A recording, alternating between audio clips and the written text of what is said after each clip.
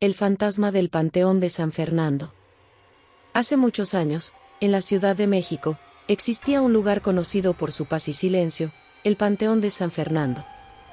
Este cementerio era el último descanso de personas importantes en la historia de México, y sus tumbas estaban rodeadas de árboles viejos, estatuas de mármol y caminos de piedra desgastados por el tiempo. La historia que hoy voy a contarte comienza con una joven llamada Elena, quien, desde pequeña, había sentido una curiosidad inmensa por los lugares antiguos y llenos de historia. El Panteón de San Fernando siempre le había atraído, y aunque sus padres le advertían que no era un lugar para pasar el rato, Elena no podía evitar sentir fascinación por las leyendas que se contaban sobre las almas que descansaban allí. Una tarde de otoño, cuando el sol comenzaba a ocultarse tras los altos edificios de la ciudad, Elena decidió visitar el panteón. Algo en el aire de esa tarde era distinto. Las hojas de los árboles caían lentamente, creando un tapiz naranja y dorado sobre los senderos de piedra. Había una extraña calma que parecía invitarla a entrar. Sin dudar, cruzó la reja oxidada y se adentró en el panteón. A medida que caminaba entre las tumbas, el silencio la envolvía. Solo se escuchaba el crujido de las hojas bajo sus pies. Elena observaba las antiguas lápidas, algunas de ellas tan viejas que las inscripciones casi habían desaparecido.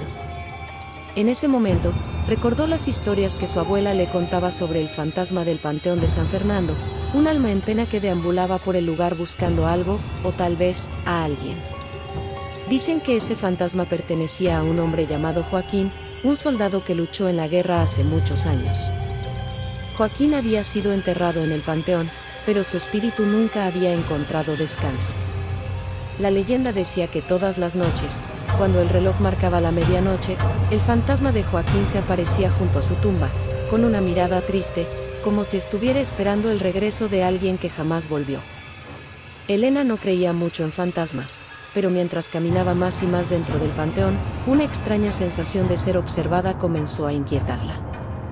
Llegó hasta una esquina del cementerio, donde la luz del sol ya apenas alcanzaba. Frente a ella, había una tumba más grande que las demás, adornada con una estatua de un ángel.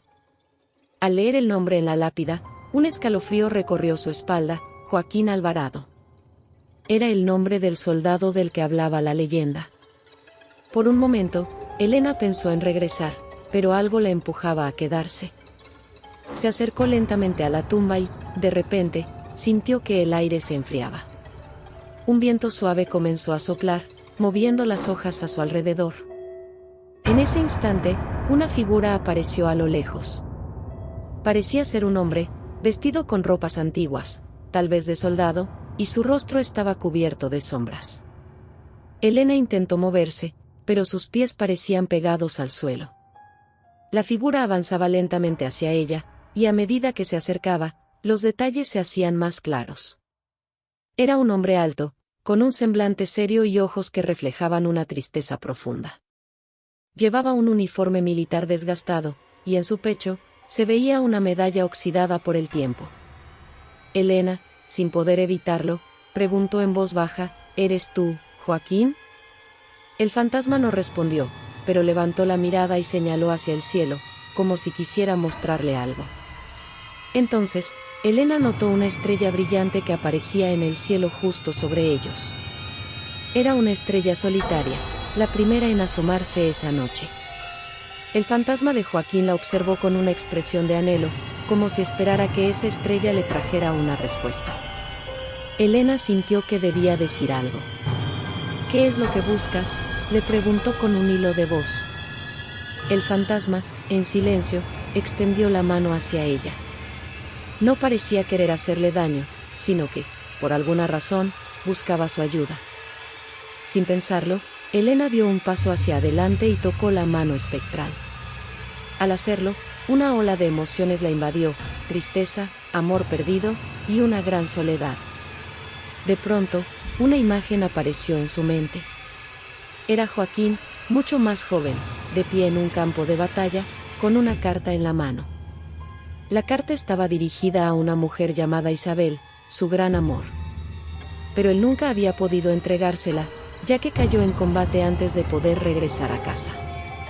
Joaquín había muerto con la esperanza de que algún día su mensaje llegara a Isabel.